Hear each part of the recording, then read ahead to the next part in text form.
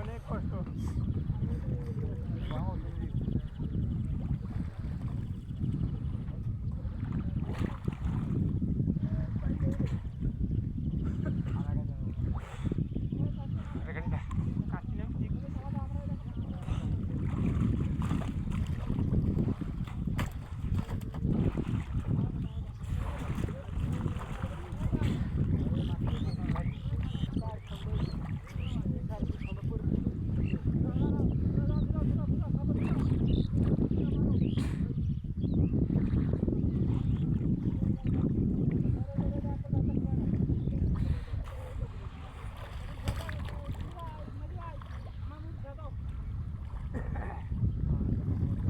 আগে এইসব ক্ষেত কাটতাম ঘাস, প্রতি বছর আবার ক্ষেত হমন হয়ে গেছিল মাটি। ওরা না না সুদ কব দা সুদ কম কি মনে করেন যে মাটি আসে না।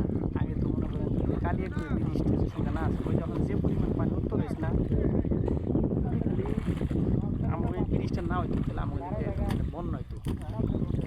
ওই ব্রিজটার কারণে পানিটা জায়গা ওদিক দিয়ে ওই গাজীপুর যে যায় ওই দিকে করা, আর এই ওই পানিটা করে মানিকগঞ্জ আমার ওই দিক দিয়ে পায় না। এই নাগরপুর ওদিক দিয়ে যায় ওই খালটার জায়গা ডাইরেক্ট এবার বললে আমার সাপাট এই সাইডটা তো নিচে অনেক নিচে। ওরে ফিসা আগে দেখেন নাই প্রতি বছরই পানি হয়েছে কত। আপনাকে হে পলাশবাড়ি পর্যন্ত কিন্তু পানি গেছে স্পিকারের ফার্মের হে পলি বিদ্যুৎ সাইবছর মানে বাড়ির নিতে যায় কিন্তু পুরাটাই বড় হয়েছে আগে পানি দেয় গোনায় গোনার ভিতরে আর এখন কিন্তু পানি যাইবার পারে না, জায়গায় জায়গায় বাদ পড়া মেন বাদরা পড়ছে রেল লাইনে কালিয়াগুড় ওই পাশে যে রেল লাইন আছে না ওই রেল লাইনটাই একবারে পানি করে দিয়েছে। আর এই আহে না দেখে এই মাটিও আহে না, আগে গোলা মাটি এই পানি এই যে উত্তরে যত ভাঙতো সিরাজগঞ্জ ভাঙতো সব মাটি আমাকে দিক যায় পড়তে কিন্তু সব এগুলো মনে করেন যে মাটি পড়ছে ওদের স্থানীয় মাটি নেই কিন্তু।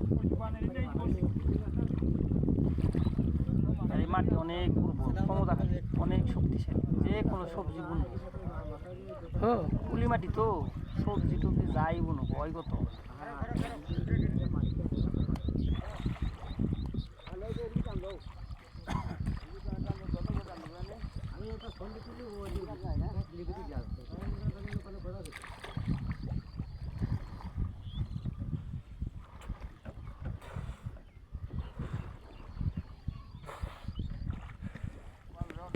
আসসালামু আলাইকুম মামা।